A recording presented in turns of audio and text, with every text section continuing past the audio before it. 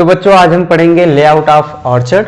तो layout of orchard generally क्या होता है, इसमें हम डिफरेंट प्लांटिंग सिस्टम्स का यूज करते हैं कि कौन सा सिस्टम यूज करें जिसमें हमें अधिक से अधिक प्लांट को लगा सकेंगे, या कौन सा प्लांटिंग सिस्टम हमारे लिए बेनिफिटेड है। ठीक है, तो ये चीज होता है लेआउट ऑफ एन ऑर्चर्ड में।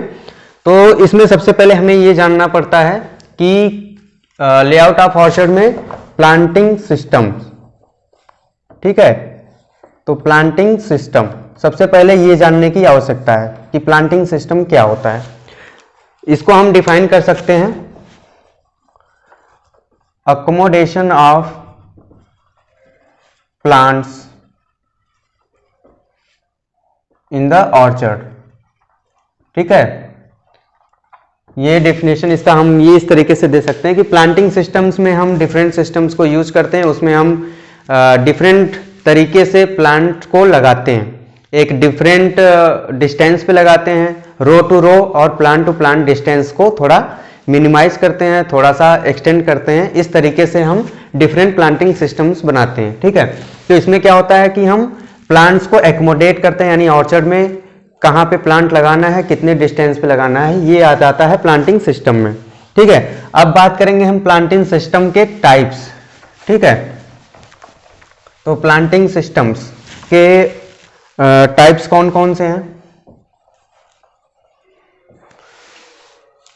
देखो पहले तो मैं सबका नाम बता दे रहा हूं।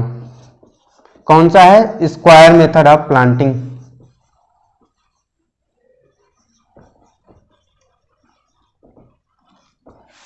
दूसरा है rectangle system, rectangle system of planting,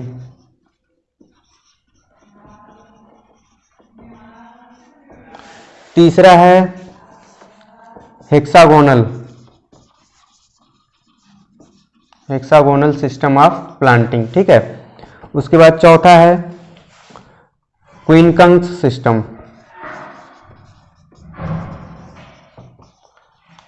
फिर फिफ्थ है आपका contour system,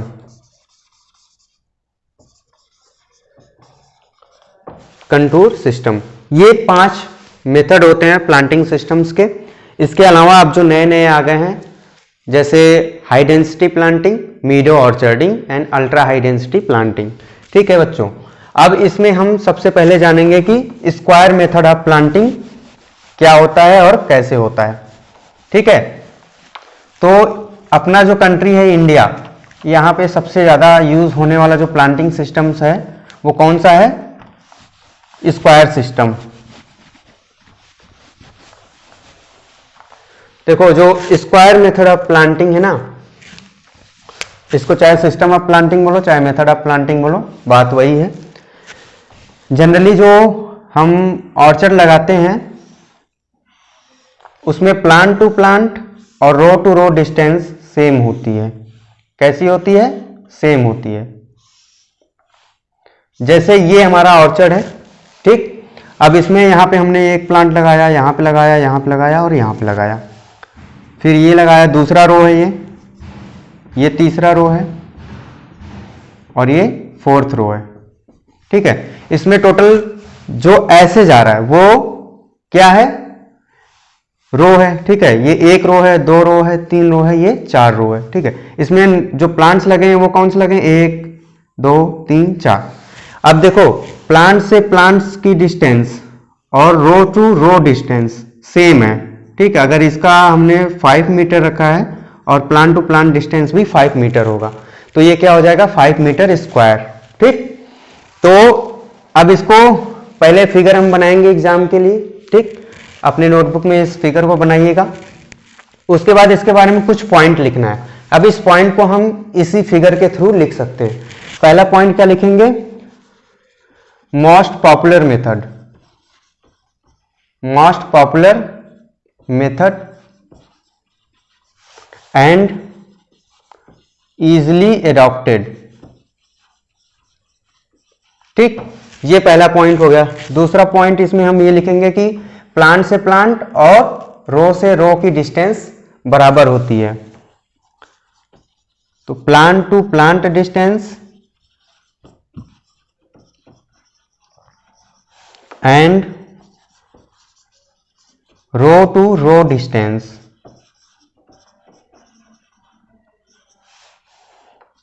are kept at similar spacing। ठीक है, सिमिलर स्पेसिंग का मतलब प्लांट से प्लांट की डिस्टेंस और रो से रो की डिस्टेंस सेम है। 5 मीटर अगर हमने प्लांट से प्लांट की डिस्टेंस रखी है तो ये वाला प्लांट भी 5 मीटर और ये वाला प्लांट भी 5 मीटर के डिस्टेंस पे होगा। रो टू रो डिस्टेंस भी 5 मीटर है, यहाँ पे 5 मीटर है, यहाँ पे भी 5 मीटर है। तो ये हो गया आपका square method of planting system. ठीक है, अब इसमें एक पॉइंट और ऐड करना है, इसमें एक पॉइंट और जो ऐड करना है वो ये है कि हॉर्टिकल्चरल प्रैक्टिसेस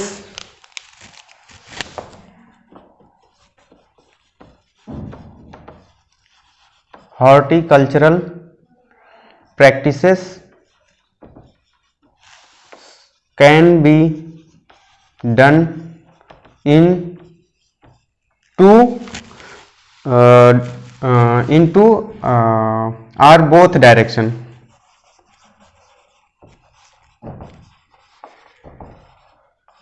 ठीक है, अब इसका क्या मतलब है, देखो हॉर्टिकल्चरल प्रैक्टिसेस में हम जनरली क्या लेते हैं, वीडिंग लेते हैं, होविंग हो गया, या फिर हमने प्लाविंग करना है, ठीक है, टीलेज करना है, तो उसके लिए हम क्या कर सकते हैं। अब इसमें देखो दो साइड से, एक तो ऐसे हम जा सकते हैं, कैसे, ठीक, एक हॉरिजेंटली हम कर सकते हैं और इसमें ठीक है, वर्टिकल से, तो इस साइड से भी हम कर सकते हैं, इस साइड से भी कर सकते हैं, तो ये हो गया दो साइड से। ठीक है, तो ये आपका हो जाएगा square method of planting system. इसमें बहुत ज्यादा कुछ नहीं लिखना है, जितना मैंने बताया है बस उतना लिख दो, काफी है, और ये सबसे ज्यादा सुटेबल है और सबसे ज्यादा एडॉप्टेड मेथड है और सबसे ज्यादा पॉपुलर मेथड है। ठीक है, अब हम बात करेंगे नेक्स्ट मेथड की। नेक्स्ट मेथड कौन सा है, रेक्टेंगल सिस्टम। ठीक है,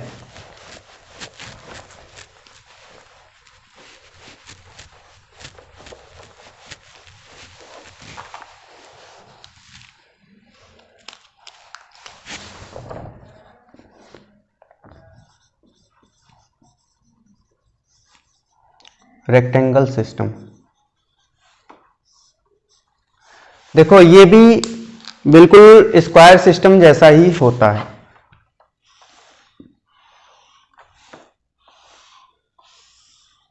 ये हमारा ऑर्चर्ड है, इसमें हम एक रेक्टेंगल शेप में प्लांट्स को प्लांटिंग करेंगे। अब ये कब हो पाएगा, जब हम प्लांट से प्लांट की डिस्टेंस कम रखेंगे और रो से रो की डिस्टेंस ज्यादा रखेंगे, तब ये रेक्टेंगल शेप मिलेगा। लेकिन जब हमने स्क्वायर सिस्टम में किया था तो हमने प्लांट टू प्लांट और रो टू रो डिस्टेंस सेम रखा था। ठीक है, तो अब इसमें देखो बच्चों, ये रो है, रो जो ऐसे खींचेंगे वो रो होगा, एक हो गया, दो हो गया। ठीक है,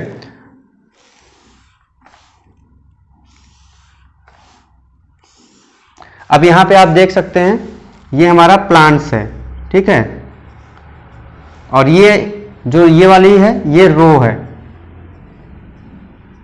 अब यहां पे आपको सीधा दिखाई दे रहा होगा कि जो प्लांट से प्लांट की डिस्टेंस है वो कम है, प्लांट से प्लांट की डिस्टेंस ये वाली, ठीक, और ये रो टू रो डिस्टेंस है, रो टू रो डिस्टेंस, और ये प्लांट टू प्लांट डिस्टेंस है। ठीक है, ये वाली, तो इसमें आपको अब सीधा सा नजर आ रहा है कि ये एक रेक्टेंगल शेप में आ रहा है, तो इस वजह से इसको हमने रेक्टेंगल सिस्टम का नाम दिया है।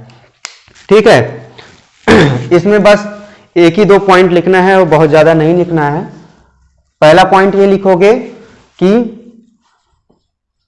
रो टू रो डिस्टेंस केप्ट मोर। ठीक है, इसमें रो टू रो डिस्टेंस ज्यादा रखते हैं। दूसरा पॉइंट ये लिखना है, प्लांट टू प्लांट डिस्टेंस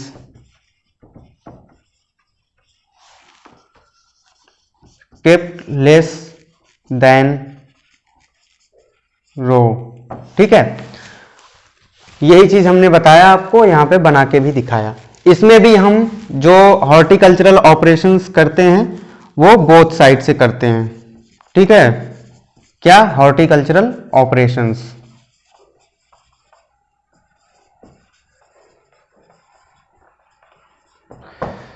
तो ये आपका रेक्टेंगल सिस्टम भी हो गया।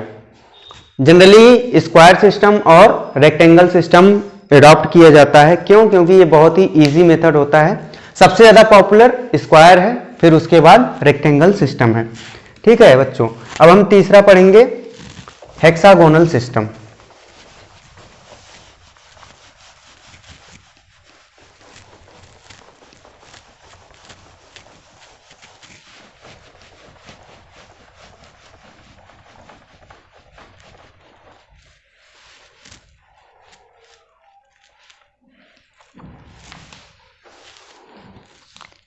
कौन सा?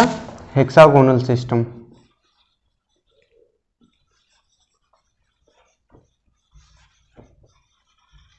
ये थोड़ा सा बड़ा है और सबसे ज्यादा इससे क्वेश्चन भी बनते हैं।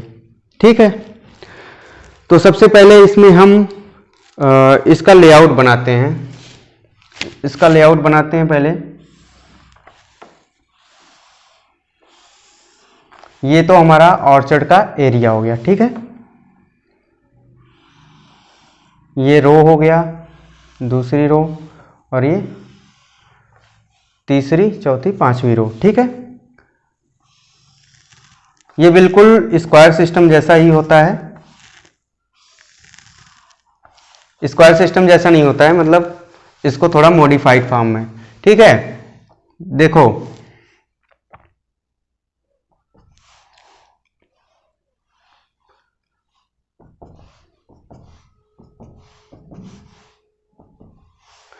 ये होता है हेक्सागोनल सिस्टम। अब इसमें बीच में एक प्लांट भी हो जाता है जिसको हम सेप्च्यूल भी बोलते हैं। ठीक है, ऐसे ही सब में होगा। यहाँ पे प्लांट लगेगा, यहाँ पे। इसमें जो कॉर्नर वाली या फिर बॉर्डर वाली लाइन है उसमें कोई भी प्लांट नहीं लगेगा। अब देखो ये हेक्सागोन का फॉर्म कैसे लेता है।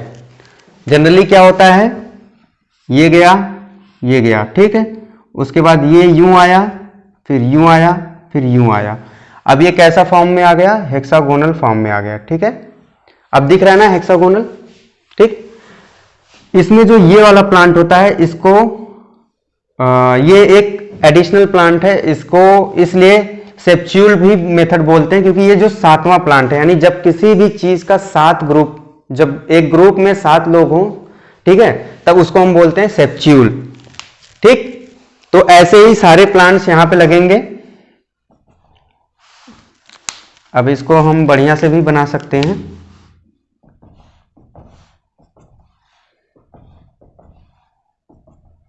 यहां पे भी प्लांट रहेगा।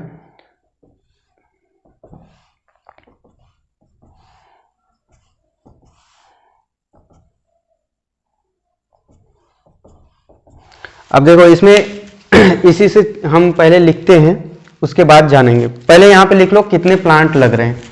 देखो 1 प्लांट हो गया, 2 प्लांट हो गया, 3 हो गया, 4 हो गया, 5, 6 और ये 7 प्लांट। ठीक, इसलिए इसको हम सेप्च्यूल भी प्लांट सेप्च्यूल मेथड भी बोलते हैं। ठीक, इसमें पहले लिखो it accommodate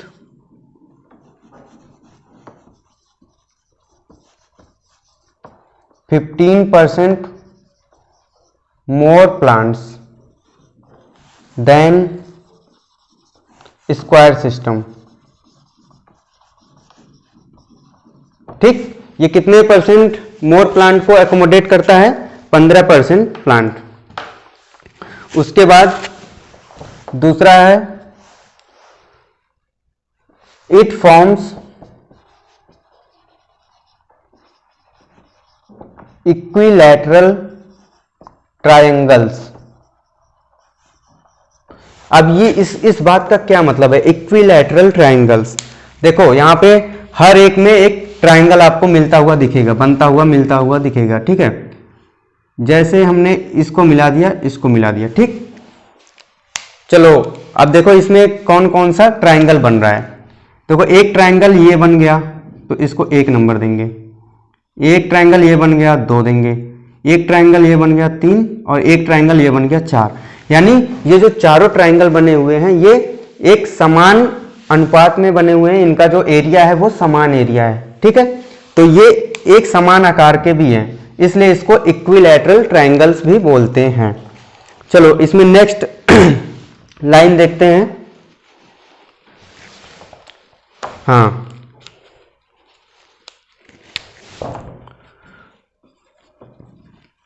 six plants make a hexagon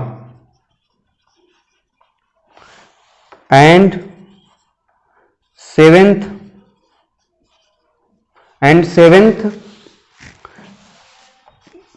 tree in the centre, ठीक है। तो 6 प्लांट मिलकर एक हेक्सागोन का फॉर्म बनाते हैं और जो 7वां प्लांट होता है वो बिल्कुल सेंटर में होता है, ठीक है। That's why it is called as septuple, ठीक।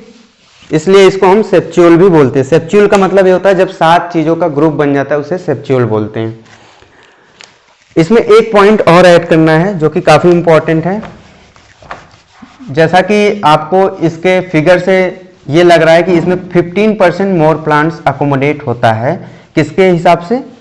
स्क्वायर सिस्टम के हिसाब से, ठीक है। तो इसलिए इट रिक्वायर्स फर्टाइल लैंड, मतलब जब नंबर ऑफ प्लांट्स ज्यादा रहेंगे तो हमें फर्टाइल लैंड यानी फर्टिलिटी भी इस सॉइल की ज्यादा होनी चाहिए, इस तब जाके हमें अच्छा प्रोडक्शन मिल सकता है। इसलिए ये जो हेक्सागोनल सिस्टम होता है इसको हाईली फर्टाइल लैंड की आवश्यकता होती है। तो ये हमारे हो गए हेक्सागोनल सिस्टम, यानी 3 प्लांटिंग सिस्टम हमने पढ़ लिया आसानी से। अब हम पढ़ेंगे the 4th one, that is quincunx system, ठीक है। क्विनकंग सिस्टम और हेक्सागोनल सिस्टम आपको कुछ सेम लगेगा, बट कोई नहीं, अभी आपको समझ में आ जाएगा कि इन दोनों में अंतर क्या है।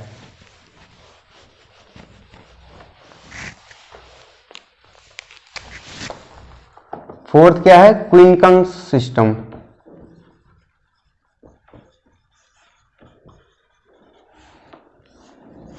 देखो इसमें भी स्क्वायर सिस्टम जैसा ही ऑर्चर्ड अपना बनता है, ओके।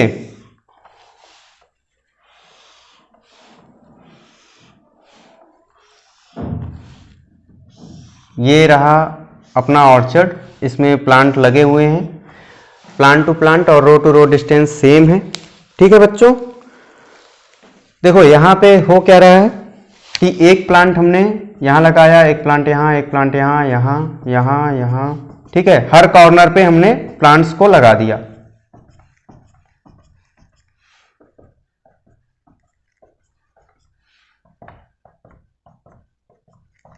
ठीक, सारे कॉर्नर्स पे हमने प्लांट को लगा दिया, लेकिन एक एडिशनल प्लांट हमने ये जो बीच में जो जगह बच रही वहां पे लगा दिया।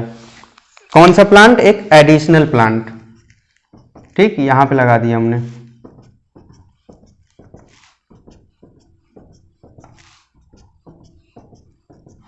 ये एडिशनल प्लांट हमारा क्या कहलाता है?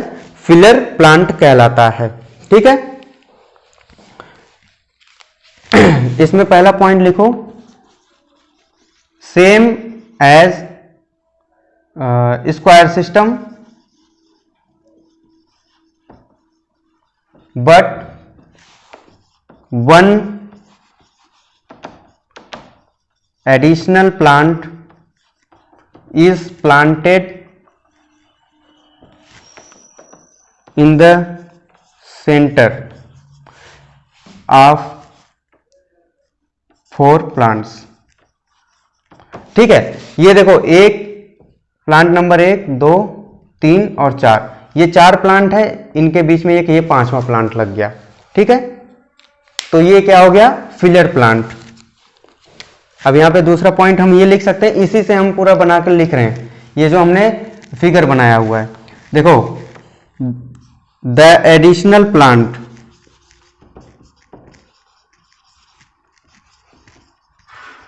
is termed as filler plant। ठीक, एडिशनल प्लांट को हम क्या बोलते हैं? फिलर प्लांट बोलते हैं। नेक्स्ट पॉइंट अब इसमें लिखना है कि जो एडिशनल प्लांट होते हैं यानी filler plants should be quick growing and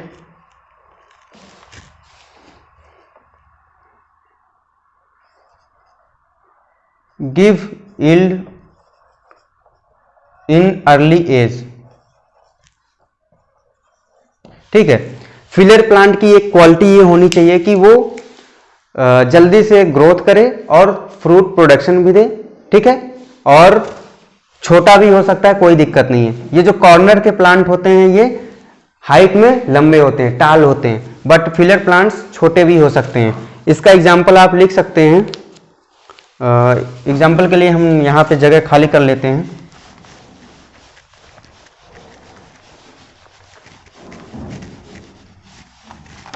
अगर नहीं समझ में आया होगा तो आप कमेंट बॉक्स में अपना कोई भी प्रॉब्लम है आपको कहीं पे भी, उसको आप बता सकते हैं।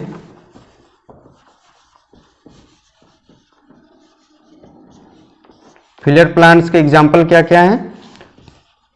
जैसे हो गया गुआवा, ठीक, पपाया हो गया, फालसा हो गया, किन्नू हो गया, और प्लम एंड पीच। ये सारे फिलर प्लांट्स हैं, इनको आप यूज कर सकते हैं in the centre of these 4 trees. So this method is called as quincunx system. In this system there are 4 plants are planted and they make a square shape, but in the center one additional plant is planted, that is known as filler plant. And filler plants should be quick growing in nature, high yielding, and they bear fruits in early age। ठीक है, ये सारे characters होने चाहिए। अच्छा, ये जो filler plants होता है इसका पर्पस क्या होता है? वैसे तो सारे मेथड्स में नहीं लगाए हमने। इसका पर्पस ये होता है कि कुछ जगहों पर ये जो खाली स्पेस है बीच बीच की जगह, इसको यूटिलाइज करना है। ठीक है, तो अगर हम मेन जो हमारा ऑर्चर्ड का प्लांट है ये जब तक ग्रोथ करेगा तब तक इससे हम कुछ फ्रूटिंग भी ले लेंगे, कुछ पैसा भी कमा लेंगे, और ये जो खाली स्पेस है इसको हम यूटिलाइज कर लेंगे। तो ये इसका पर्पस होता है। इसको भी आप अपने हिसाब से लाइन बनाकर लिख सकते हैं, बहुत सिंपल होता है। चलो अब लास्ट वाला पढ़ते हैं। इसका जो मेन मेथड लास्ट मेथड है वो है कंटूर सिस्टम। ये काफ़ी इंटरेस्टिंग है क्योंकि ये यहाँ पर जो प्लेन लैंड्स हैं वहाँ पर नहीं होती है इसकी खेती। ठीक है, इस मेथड को अडॉप्ट नहीं किया जाता है प्लेन एरिया में। तो अब यहाँ पे लिखते हैं हम कंटूर सिस्टम। ठीक है, 5th कौन सा है? Contour system of planting. ठीक है, तो contour system of planting generally कैसा दिखता है? सबसे पहले तो इसी चीज़ की आवश्यकता है कि आप देखिए कि कंटूर सिस्टम ऑफ प्लांटिंग कैसा दिखता है। ठीक है, तो इसको बनाना पड़ेगा। ये देखो हिल्स है, ठीक, और हिल्स पे जो स्लोप है अकॉर्डिंग टू स्लोप हम प्लांट्स को प्लांट करते हैं।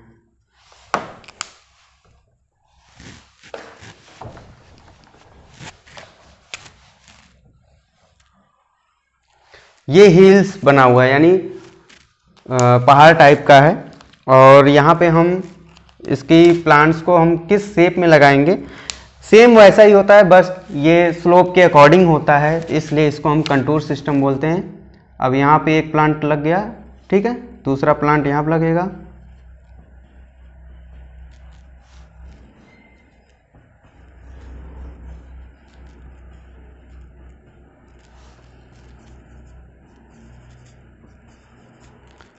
अब आप अपने मर्जी से यहाँ पे प्लांट लगा सकते हैं एक पैटर्न फॉलो करते हुए, ठीक है।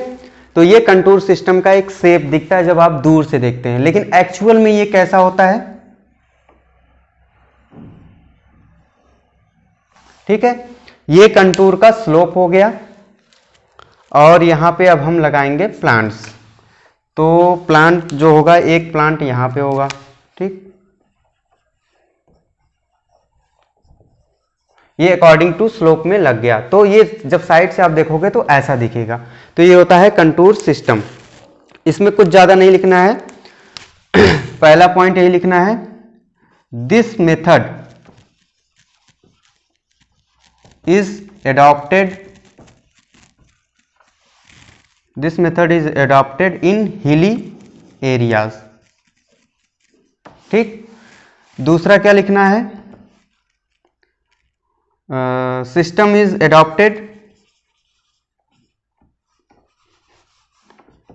adopted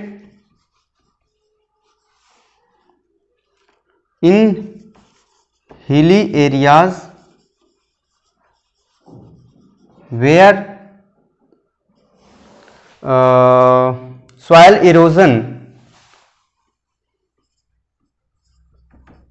is a threat to farmers, ठीक। तो जहाँ पे सॉइल इरोजन ज़्यादा होता है, जहाँ पे सॉइल एक प्रकार की किसानों के लिए समस्या है, उस एरिया में हम इस सिस्टम को अप्लाई करते हैं, और स्लोपी पे होता है। फोर्थ पॉइंट यहाँ पे, थर्ड पॉइंट आप ऐड कर सकते हैं, this system is adopted in undulated areas,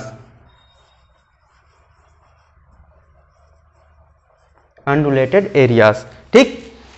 अनडुलेटेड areas मतलब ऊंची नीची भूमि, यहाँ पे कोई प्लेन फील्ड नहीं है। तो ये हो गया कंटूर सिस्टम ऑफ प्लांटिंग। बच्चों, एक क्वेश्चन बहुत अच्छा पूछा जाता है कंटूर सिस्टम से कि कंटूर सिस्टम जो अनडुलेटेड एरियाज है, इसका जो मेन सोल है, आत्मा इसकी ये है अनडुलेटेड एरियाज, कंटूर सिस्टम, ठीक।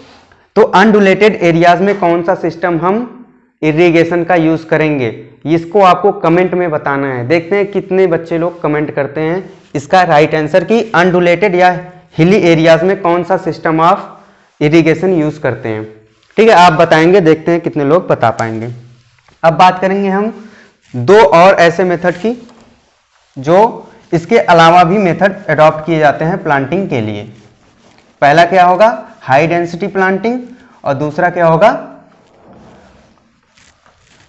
मीडो ऑर्चर्डिंग, ठीक है। अब इसमें लिखेंगे इंटेंसिव सिस्टम ऑफ प्लांटिंग।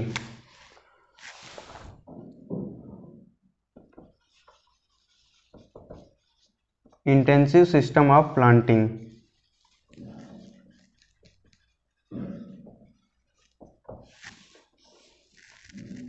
इसमें सबसे पहला क्या है, हाई डेंसिटी प्लांटिंग, जिसको हम शॉर्ट में HDP बोलते हैं, ठीक है। हाई डेंसिटी प्लांटिंग को हम HDP बोलते हैं। इसका डेफिनेशन आप लिख सकते हैं, accommodation of more number of plants,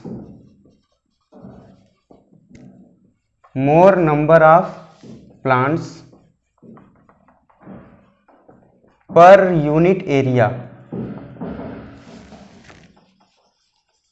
ठीक। इसका कहने का तात्पर्य क्या है कि देखो ये हमारा फील्ड है, अब इसमें हम बहुत अधिक संख्या में प्लांट्स को लगाएं, कम एरिया में अधिक से अधिक प्लांट को लगाएं, तो वो आ जाता है हाई डेंसिटी प्लांटिंग। अब यहाँ पे कितने प्लांट लग सकते हैं, बहुत सारे प्लांट लग जाएंगे यहाँ पे, ठीक है। ये क्या हो जाता है, हाई डेंसिटी प्लांटिंग सिस्टम। इसमें क्या करते हैं हम, plant to plant, row to row distance को हम मिनिमाइज कर देते हैं, तो वो आ जाता है हाई डेंसिटी प्लांटिंग सिस्टम में।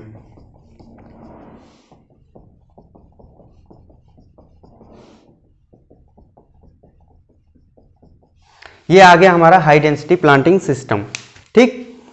इसके कुछ इंपॉर्टेंट चीज है, HDP uses dwarf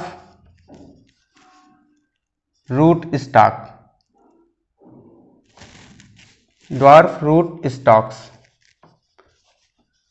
ठीक। HDP uses high yielding श्यान।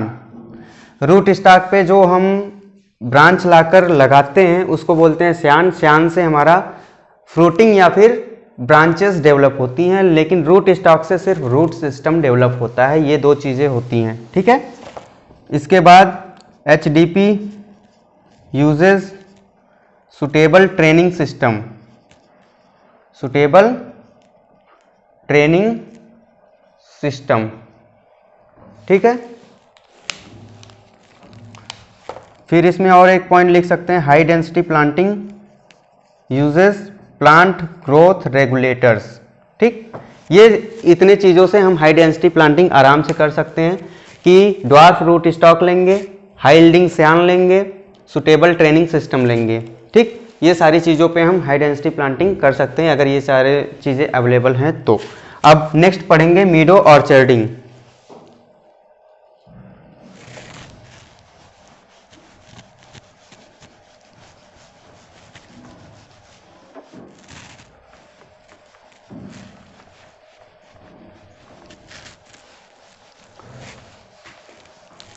इसमें दूसरा आ जाएगा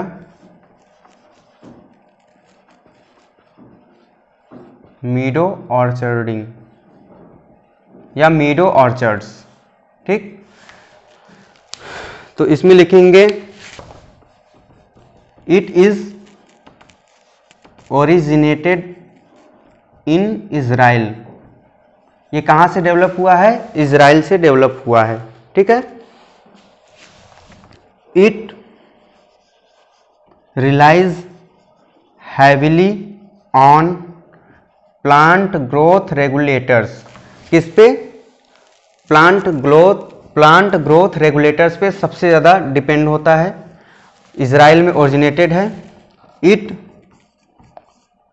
अकोमोडेट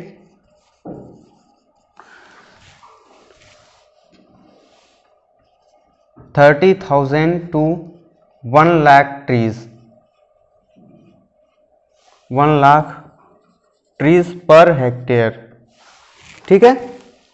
ये सारी चीज़ें आप मीडो ऑर्चर्डिंग में लिख सकते हैं। तो बच्चों यहाँ पे हमारा ये ख़त्म होता है system, planning of layout and layout of orchard, ठीक है। ये 2 लेक्चर में हमने ख़त्म कर दिया।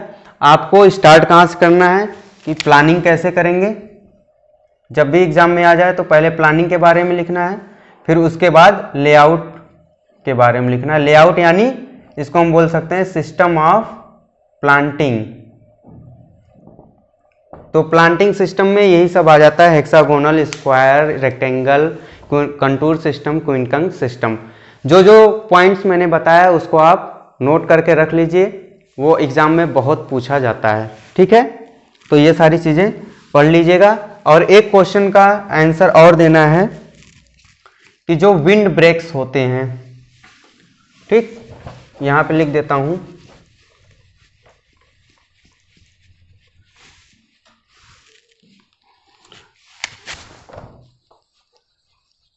Effectiveness of wind breaks depends on 4 to 5 times of its height. ये एक क्वेश्चन बहुत पूछा जाता है, तो इसको आपको याद रखना है। इसका मेन आंसर ये वाली चीज़ है, आपको रखना है याद, 4 से 5 times more than it's height, ठीक है। ये सारी चीज़ें आपको याद रखना है। तो चलो बच्चों, अब मिलेंगे फिर नए वीडियो में। अगर आपने हमारे चैनल को सब्सक्राइब नहीं किया तो सब्सक्राइब कर लो, इंस्टाग्राम पे भी फॉलो कर लो, फेसबुक और टेलीग्राम जहाँ पे भी आपको मिल जाए एग्री हिंदुस्तान वहाँ पे फॉलो कर लो और चैनल को सब्सक्राइब कर देना।